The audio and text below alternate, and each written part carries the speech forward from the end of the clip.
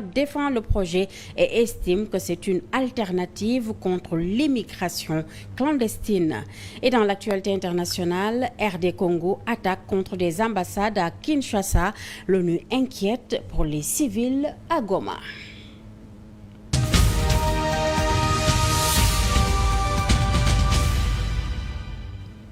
Merci de votre fidélité et bienvenue dans cette édition. À peine sorti de prison, Moustapha Diakhaté se remet au combat. Lors d'une conférence de presse tenue ce mardi après-midi, l'ancien député déclare être plus déterminé à défendre la démocratie et la liberté d'expression. Il compte d'ailleurs élargir son combat citoyen à la protection des détenus qui, selon lui, sont dans une situation inhumaine dans certaines prisons. Un simple coup de frein à son combat démocratique qui n'a fait qu'aiguiser davantage son engagement. Voilà comment Moustapha Diakhaté conçoit ces quelques mois passés dans les liens de détention.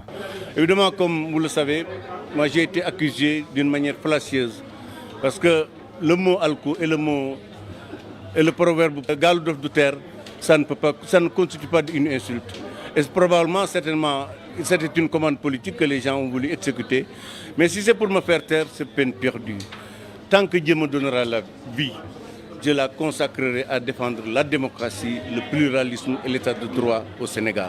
Son emprisonnement lui a aussi ouvert les yeux sur les conditions inhumaines qui existent dans la prison de Rebeuss et qu'il faut à tout prix combattre au nom de la dignité humaine. La surpopulation carcérale de Rebeuss et de mon point de vue inacceptable. Ses capacités ne dépassent pas 800, alors qu'aujourd'hui il y a plus de 3000 détenus. Cette situation est inacceptable. Je veux me consacrer à lutter contre la surpopulation carcérale, les mandats de dépôt abusifs, les détentions arbitraires, les longues détentions préventives. Mais le vrai combat et l'ultime combat, c'est d'arriver à ce que Rebeuss soit effacé de l'espace urbain de Dakar.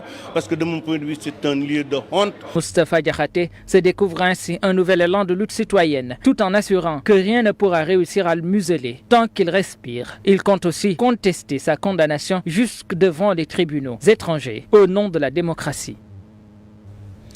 Créé en 1999, le collectif des organisations de la société civile pour les élections célèbre ses 25 ans d'existence sous la présidence du ministre de l'Intérieur.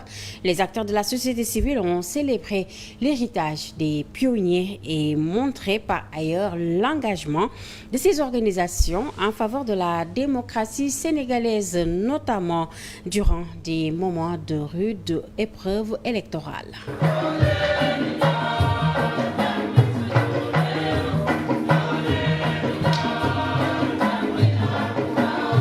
Leur histoire est intimement liée avec la première alternance politique qui a vu l'élection du pape du Sopi, une alternance à laquelle le collectif des organisations de la société civile pour les élections a joué un rôle très déterminant. 25 ans après sa création à la veille de la présidentielle de 2000, son engagement reste intact. Depuis sa création, il a apporté des contributions significatives à la transparence électorale, à la promotion de la participation citoyenne et à la consolidation de la cohésion sociale. Je veux dire que cette contribution a été exceptionnelle et a permis au Sénégal en 25 ans d'avoir 3 alternances pacifiques. Durant cette période, le Sénégal est souvent passé par des moments qui ont mis à rude épreuve notre démocratie. Des épisodes assez douloureux, des épisodes assez périlleux, comme lors de la dernière élection présidentielle. Il a fallu batailler ferme pour que l'élection puisse se tenir et puisse se tenir dans des conditions acceptables. Une approche de citoyenneté active et il ne compte pas s'arrêter à œuvrer pour la démocratie sénégalaise. Nous voulons créer un observatoire de la démocratie pour mesurer les progrès de la démocratie sénégalaise. Nous voulons également créer une maison de la paix. Nous sommes également dans un partenariat avec l'Union européenne dans le cadre d'un projet qu'on appelle le projet Sahel Jam. Sa nomination au prix Nobel de la paix témoigne de l'engagement de la société civile, notamment à travers des programmes et formations, dont l'élection des maires au suffrage direct, le système de tirage au sort pour le parrainage, entre autres. 11 morts et plusieurs blessés. C'est le premier bilan officiel de l'accident tragique survenu ce matin aux alentours de 7 heures sur la RN3 entre Bambey et Khombole. Un minicar qui semblait rouler à une vitesse excessive a heurté un camion de transport de bagages en commun stationné sur la chaussée. Les sapeurs-pompiers sont rapidement intervenus pour secourir les blessés et éviter que le bilan ne s'alourdisse davantage. Le minicar en provenance de Touba transportait des passagers qui s'étaient rendus dans la ville sainte à l'occasion du Magal de Kazu Rajab. Migration circulaire, des acteurs de la société civile sénégalaise dénoncent ce programme qui permet à des Sénégalais âgés entre 25 et 55 ans d'entrer légalement en Espagne afin de travailler dans le secteur agricole de ce pays qui a besoin de main-d'œuvre. Selon eux, ce programme est contradictoire au discours tenu pour convaincre les jeunes de rester dans leur pays. Ils le qualifient d'ailleurs d'une fuite de bras. Un reportage signé Djibril Diallo Papisdem.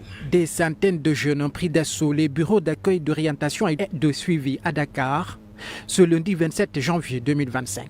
Des hommes, des femmes aussi, venus soumettre leur candidature au programme de migration circulaire Espagne-Sénégal. Certains acteurs de la société civile dénoncent une fuite de bras. Il faut rétablir la confiance entre cette jeunesse et l'État du Sénégal. Il faut rétablir cette confiance. Et rétablir la confiance, c'est de les amener à apprendre à produire eux-mêmes. Nos terres sont productives, donc il ne faudrait pas qu'on exporte aujourd'hui nos connaissances, nos expériences, nos talents.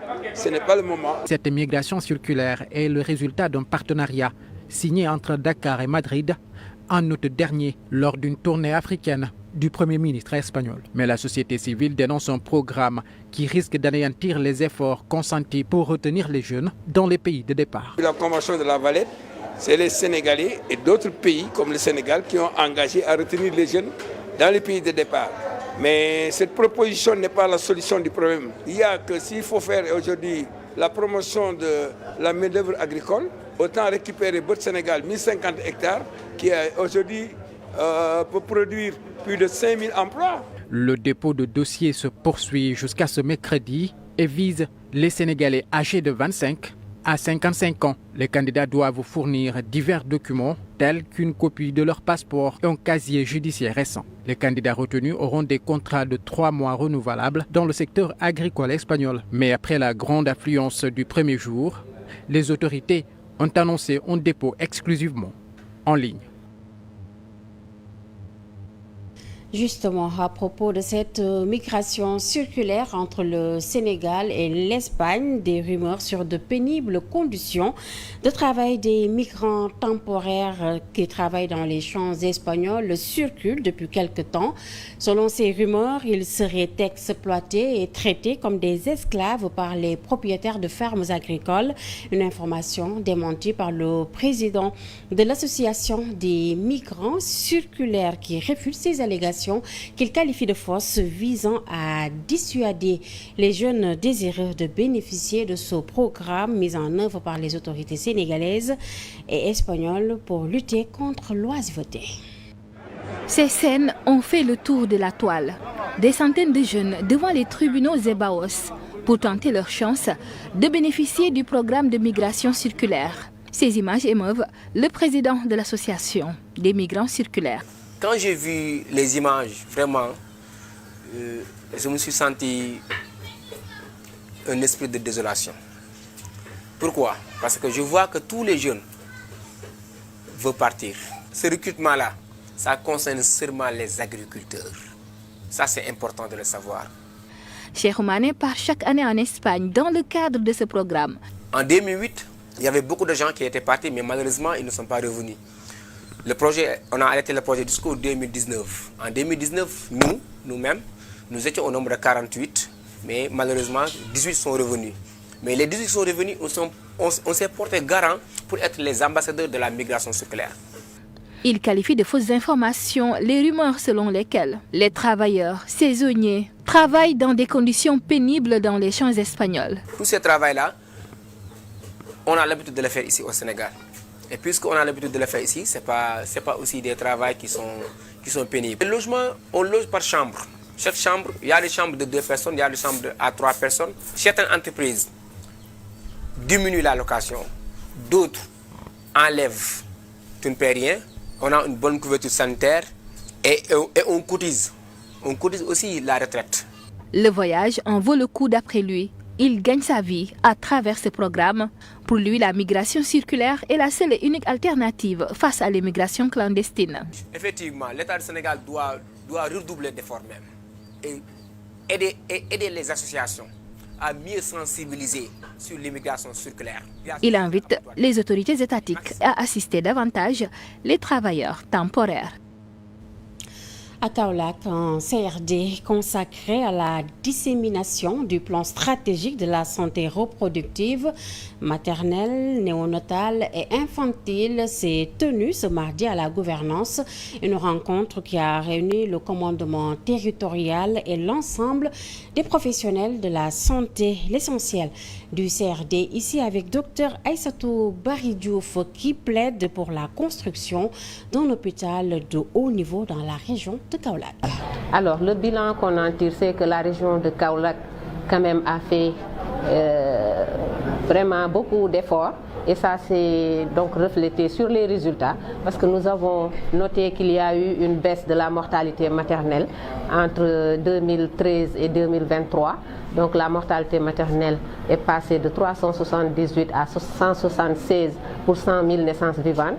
La mortalité néonatale a été divisée par 4 entre 2005 et 2023. C'est passé de 44 pour 1000 naissances vivantes à 11 pour 1000 naissances vivantes, en deçà même des chiffres du niveau national. C'est la même tendance qui a été observée pour la mortalité infantile, qui est passée de 79 à 29 pour 1000 naissances vivantes. Et c'est cette même tendance aussi qu'on a vue au niveau de la mortalité infante-juvénile. La société civile sénégalaise dote d'une institution de prévoyance maladie. Cette IPM est une assurance maladie pour ses membres permettant le préfinancement des soins de santé et la prise en charge partielle des frais médicaux. Mamsey Sek, co-présidente de la plateforme des acteurs non étatiques, s'est confiée à Djibril Diallo. Donc là, les opportunités, nous savons que les opportunités, elles sont nombreuses. Parce que en fait, ça a été un besoin longtemps exprimé au niveau des acteurs non étatiques. Donc c'est une initiative qui date de plus de 10 ans, comme vous l'avez entendu tout à l'heure. Donc une initiative qu'on vient de réaliser avec l'IMAN. Vous savez que la couverture maladie, c'est quelque chose d'essentiel pour les travailleuses et travailleurs. Parce que sans des travailleurs en bonne santé, on ne peut pas y avoir de productivité. Donc, au-delà de l'impact social, il y a surtout l'impact économique. Et je pense que tout travailleur a besoin d'une couverture maladie. Et ça a toujours été un manque. Et nous parlons à présent de la Fédération des syndicats de la santé qui monte au créneau pour se faire entendre. Selon les responsables, aucun recrutement n'a été noté dans le secteur de la santé depuis des années. Leurs indemnités ne sont pas aussi payées. S'y ajoute, leur ministre de tutelle n'a initié aucune rencontre allant dans le sens de dialoguer avec les principaux acteurs. Ils exigent ainsi sa démission. Des retrouvailles, taquineries, blagues entre collègues, attendant patiemment qu'une décision soit prise. Pour le moment, ils ne sont pas autorisés à tenir leur activité prévue très tôt dans la matinée. C'est interdit, la marche interdite. Le responsable est quant à lui resté scotché sur son téléphone portable, tentant de contacter le reste du groupe. Pas encore sur place. Au bout de quelques minutes, ils décident enfin de tenir leur déclaration, dénonçant la décision préfectorale. À la suite de la demande que nous avions présentée au préfet de Dakar, il nous a opposé son refus de nous accorder cette possibilité d'organiser notre marche ce matin. Recrutement, indemnité ou encore une rencontre avec le ministre, ils semblent être les oubliés de la fonction publique. Depuis des années, aucun recrutement n'a été constaté dans le secteur de la santé, affirme-t-il, une situation qui irrite ses membres de la fédération. Le véritable problème, c'est d'abord l'indemnité de logement qui devrait être payée à tous les agents de la santé. Malheureusement, c'est payé à certains et refusé à d'autres. Ici ajoute également la question du reclassement des agents qui avaient été formés dans le cadre du pré-CATES et du PRECI et qui attendent à être reclassés et en même temps obtenir leur diplôme. Nous avions également la question des recrutements au niveau de la fonction publique, des contractuels du ministère de la Santé pour certains d'entre eux qui sont à 10 ans ou 15 ans de contractualisation dans les postes de santé ou dans les districts. Le ministre de tutelle est quant à lui désigné comme le premier responsable des maux dont souffre le secteur. Ils exigent cependant son départ du ministère. Vous venez dans un ministère, vous ne rencontrez pas les directeurs des hôpitaux, vous ne rencontrez pas les directeurs des centres et des directeurs régionaux de santé, vous ne rencontrez pas également les médecins chefs de district. Qu'est-ce que vous voulez régler dans ce département? Il s'enferme dans son bureau avec son secrétaire général, son directeur de cabinet et les autres les directeurs de programme pour discuter des questions de santé. Et à chaque conseil des ministres, il va rencontrer des balivernes là-bas. Une marche en direction de l'entrée principale pour clore, mais ils seront accueillis par les forces de l'ordre. Une note touristique dans cette édition et nous allons à la découverte de Mohamedou Fawzou Dème. C'est le premier Africain à diriger l'organisation ONU Tourisme. En tant qu'expert dans le domaine, il veut développer le secteur à travers l'écotourisme, c'est-à-dire le tourisme orienté vers les patrimoines culturels. Le secrétaire général de cette organisation onusienne pense que ça pourrait être un vecteur de développement pour le Sénégal.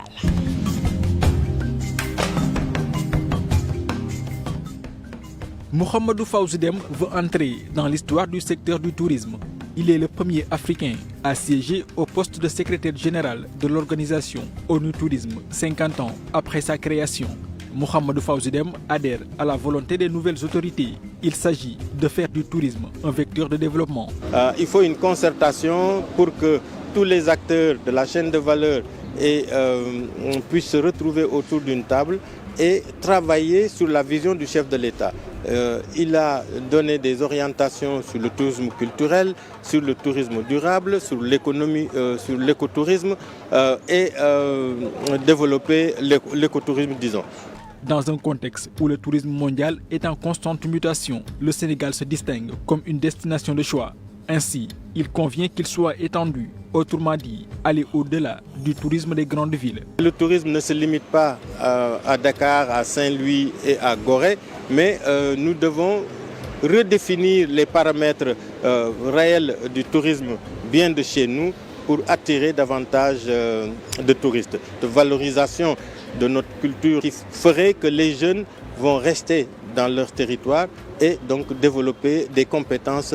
Pour y arriver, il faudra combattre l'insécurité, l'un des handicaps majeurs du développement du secteur. Bien entendu, le tourisme ne peut s'épanouir que dans un cadre de paix, dans un cadre sécurisé, mais également avec un personnel bien formé qui a des réflexes de générosité, d'accueil et de confiance. Fort d'une expérience de plus de 30 ans, Mohamedou Fawzou Dème, en tant que secrétaire général de ONU Tourisme, n'a qu'un seul objectif, imposer le tourisme africain face au reste du monde.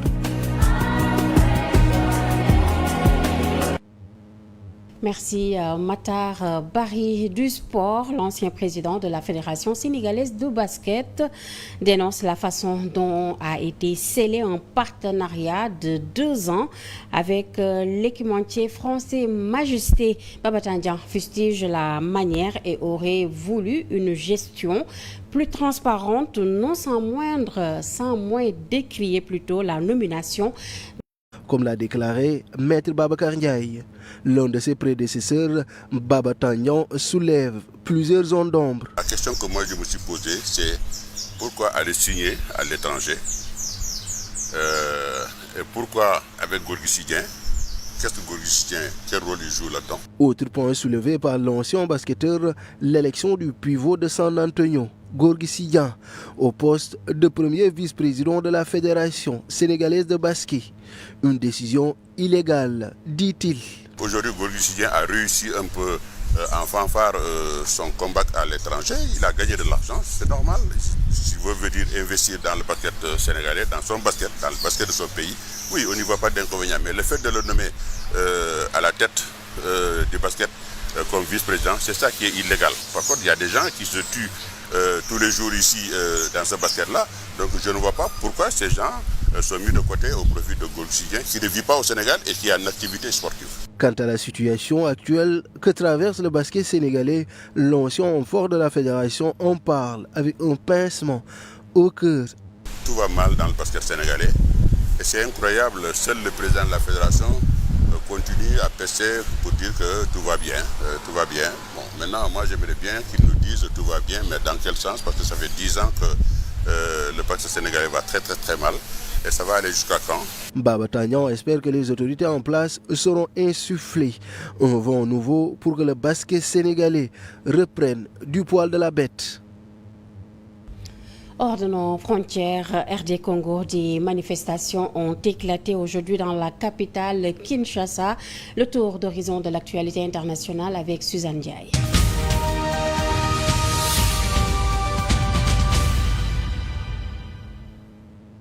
Ces attaques sont inadmissibles, a dénoncé ce mardi 28 janvier le ministre français des Affaires étrangères, Jean-Noël Barrot. Des manifestations ont attaqué dans la matinée l'ambassade de France à Kinshasa, capitale de la RD Congo. Cela a provoqué un incendie désormais maîtrisé, a déclaré sur X le ministre, qui assure que tout est mis en œuvre pour assurer la sécurité des agents et ressortissants français. En effet, des rassemblements ont visé les ambassades de France, des États-Unis, du Kenya ou encore de la Belgique et plusieurs incendies ont été vite maîtrisés par les soldats du feu. Le bâtiment de l'ambassade du Rwanda a lui aussi été pris pour cible et en partie saccagé. Ces jeunes qui ont laissé éclater leur colère dénoncent un manque d'engagement des pays européens et des États-Unis face au combat dans l'est du pays. Le ministre congolais de la communication, Patrick Muyaya, a assuré que l'ordre avait été rétabli et la sécurité renforcée autour de toutes les ambassades de la capitale. Les affrontements meurtriers se poursuivent à Goma, plus grande ville de l'est de la RDC, selon un décompte de plusieurs hôpitaux. Ces combats ont fait au moins 17 morts et 370 blessés. 2 avions militaires affrétés par le gouvernement colombien ont rapatrié ce mardi à Bogota environ 200 personnes expulsées des États-Unis. Après des vives tensions avec Donald Trump sur la question des migrants, ils sont colombiens, libres et dignes dans leur pays qui les aime.